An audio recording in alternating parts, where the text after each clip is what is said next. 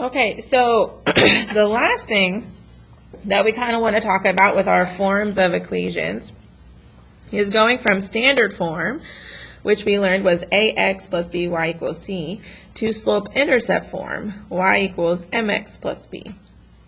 And the reason we would want to do this is because if you look at your equation in this form, you can't figure out what your slope is. Now you could use your calculator to figure that out, and we'll talk about that later. But you want to change it to slope-intercept form. That way you can see your slope and you can see your y-intercept. And so basically we're going back to the first week of school where we solved equations. These are all two-step equations. So we're going to draw a brick wall, and we're solving for y every time. So that means I'm going to box in my y term, so plus 3y. I'm going to create a zero pair, so minus 2x on both sides. But notice these are not like terms, so I can't add them together or subtract them. So this becomes a 0, and I have 3y equals 7 minus 2x.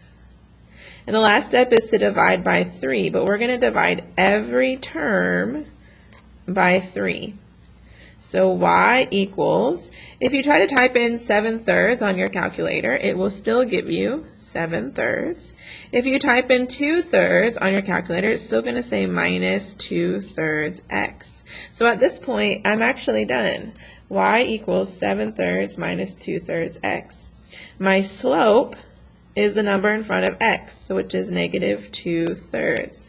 My y-intercept is 0, 7/3, and that is why we're solving it for y.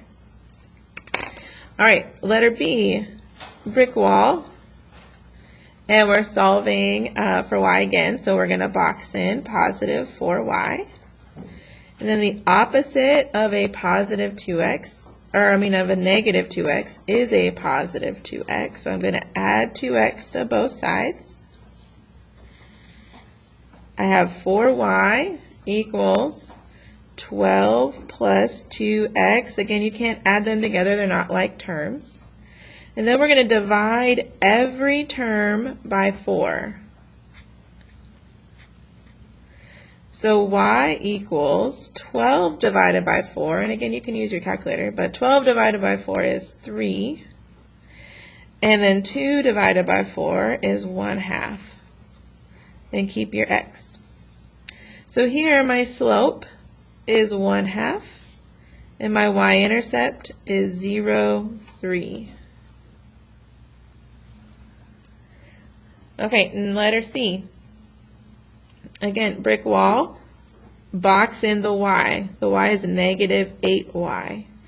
Create a zero pair by moving the 5x. So this is a positive 5x. The opposite is a negative 5x. I keep putting it out to the side because they're not like terms. And then I bring down negative 8y equals 20 minus 5x.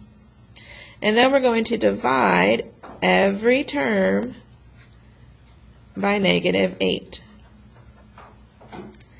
So y equals 20 divided by negative 8. We can divide both by, so we get 5 halves. No. Divide by, yep.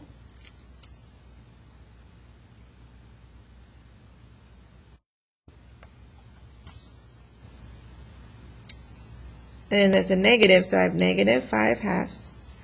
And then 2 negatives here become a positive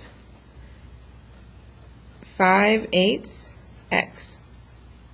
So my slope, and I'm running out of room, so I'm going to write it over here. Okay, my slope is what's in front of x, which is 5/8. And my y-intercept is 0, negative 5 halves. All right, last one. Brick wall, box in negative 7y.